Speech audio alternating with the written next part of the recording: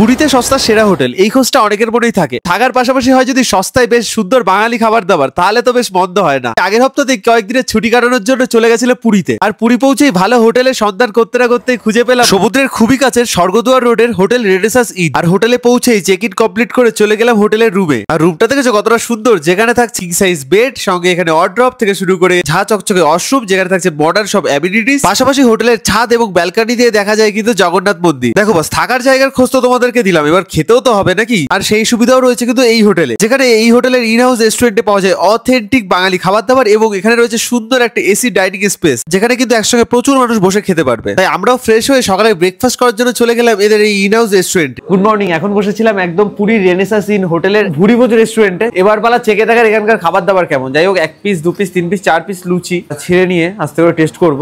এই রইল হচ্ছে তরকারিটা, পুরি দিয়ে টেস্ট করা যাক। বেশ সফট পুরি, সঙ্গে তরকারিটাও বেশ সুন্দর হয়েছে। ডবল ডিমের অমলেট একটু টেস্ট করা যাক, দেখি অমলেটে আলাদা করে কি রিভিউ হয় ভাই।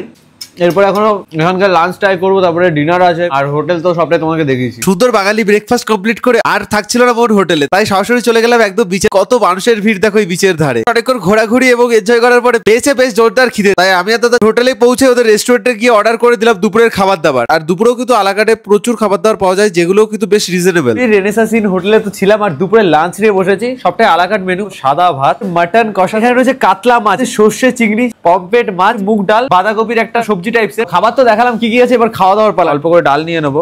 বাহ, ভালো বানিয়েছে। সবজি দিয়ে ডাল দিয়ে একসঙ্গে মুখে দেবো, তার আগে যারা বড় বলি, খেলে বিষয় না খেলে পস্তাতে, দেওয়া যাক। সবজিটা দারুণ বানিয়েছে। পুরীতে মানুষ চিকেন মানে একটু অনেকে অ্যাভয়েড করে দেখেছি, ভেজ খায় বেশি, তো তাদের জন্য এই রেস্টুরেন্টের ভেজ খাবার দাবার একদম পারফেক্ট। এইরকম সাইজের কিন্তু চিংড়ি মাছ, একটু গ্রেভিটা নিয়ে দেখো, রাইস দিয়ে মাখিয়ে মুখে দেওয়া যাক। একটা সর্ষের স্ট্রং ঝাঁজ কিন্তু পাচ্ছি না। মাছের সাইজটা একবার দেখো, বাহ। বরাবরই কাতলা মাছ আমার একটু বেশি পছন্দের। খাবার দাবার এ ক্লাস, সেটা ভেজ হোক বা নন ভেজ হোক। আর এবার রইল হচ্ছে মাটন কষা। প্রচুর খাবার দাবারের অপশন রয়েছে, তোমরা যেটাই অর্ডার করবে সেটাই মোটামুটি কিন্তু দাদাদের কাছে পেয়ে যাবে। এই যে এই জন্যই হয়তো এই রেস্টুরেন্ট যতক্ষণ না খোলা থাকে একটা টেবিল ফাঁকা থাকে না। আমার পাশে রয়েছে রেনেসাস ইন পুরীর ওনার। দাদা কেমন আছো? খুব ভালো। আমাদের টোটাল 42টা রুম আছে, নন এসি এসি সব আছে। নন এসি গুলো নরমাল টাইমে 1050-1200 টাকা থেকে স্টার্ট হয়। এসি শুরু হয় আমাদের 1500 টাকা থেকে। আমাদের দুটো ক্যাটাগরি আলাদা আছে, সেটা হচ্ছে প্রিমিয়াম এবং স্যুট। প্রিমিয়ামটা হচ্ছে ফ্রন্ট ভিউ, তোমার হচ্ছে ব্যালকনি আছে। প্রিমিয়াম এবং স্যুট রুমে ইলেকট্রিক কেটেল আছে, মিনি ফ্রিজ আছে, চা কফি থাকে আমাদের, মিনারেল ওয়াটার কমপ্লিমেন্টারি স্ট্যান্ডার্ড যেটা। এটা হচ্ছে গৌরবৎ সেই রোডে পড়ে। নিউ কাকাতুয়া ভেজ রেস্টুরেন্ট হচ্ছে ল্যান্ডমার্ক, তার একটা বিল্ডিং পরেই যে নতুন বিল্ডিংটা, সেটা হচ্ছে আমাদের।